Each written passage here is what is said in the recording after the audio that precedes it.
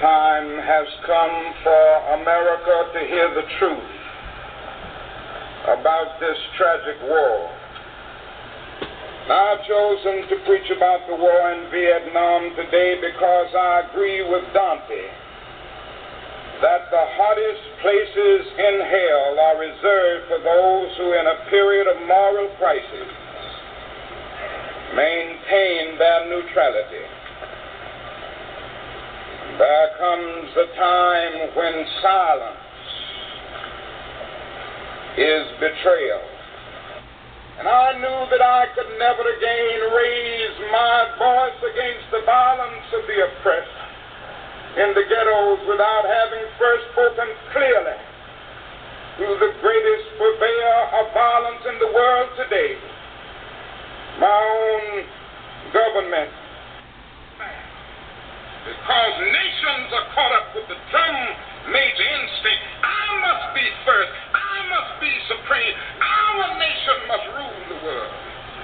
I am sad to say that the nation in which we live is the supreme culprit. And I'm going to continue to say it to America, because I love this country too much to see the drift that it has taken. God didn't call America to do what she's doing in the world now. God didn't call America to engage in a senseless, unjust war as the war in Vietnam. And we are criminals in that war. We have committed more war crimes almost than any nation in the world. And I'm going to continue to say it. And we won't stop it because of our pride and our arrogance as a nation. But God has a way of even putting nations in their place. The God that I worship has a way of saying, don't play with me. Has a way of saying, it's the God of the Old Testament used to say. The Hebrews, don't play with me. Don't play with me, Babylon. Unconstitutional injunction. All we say to America is be true to what you said on paper.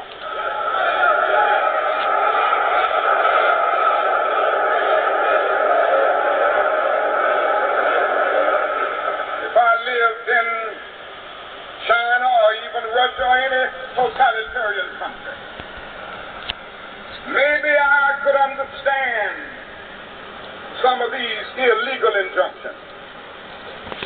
Maybe I could understand the denial of certain basic First Amendment privileges because they have committed themselves to that over there.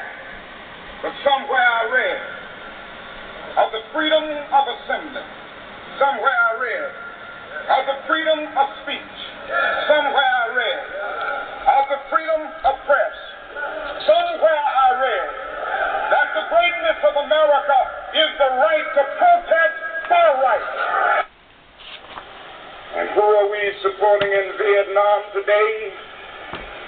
It's a man by the name of General Key, who fought with the French against his own people, and who said on one occasion that the greatest hero of his life is Hitler. This is who we are supporting in Vietnam today. Oh, our government, the press generally won't tell us these things, but God told me to tell you this morning. The truth must be told. Concerning land reform, what do they think that we test out our latest weapons on them, just as the Germans tested out new medicine and new tortures in the concentration camps of Europe? Where are the roots of the independent Vietnam we claim to be building? Is it among these voiceless ones? We have destroyed their two most cherished institutions, the family and the village. We have destroyed their land and their crops.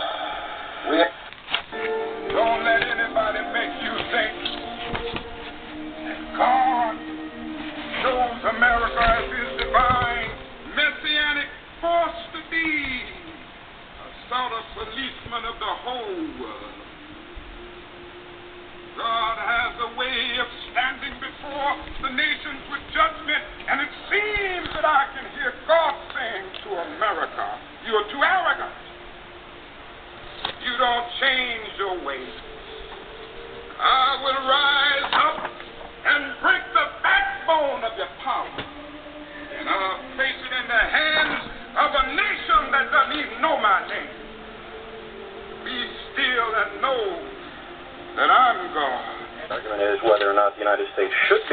hegemon is on the table, well, that's a different argument. The fact is the United States is the hegemon, and putting weapons in space will extend that period of hegemony into the foreseeable future.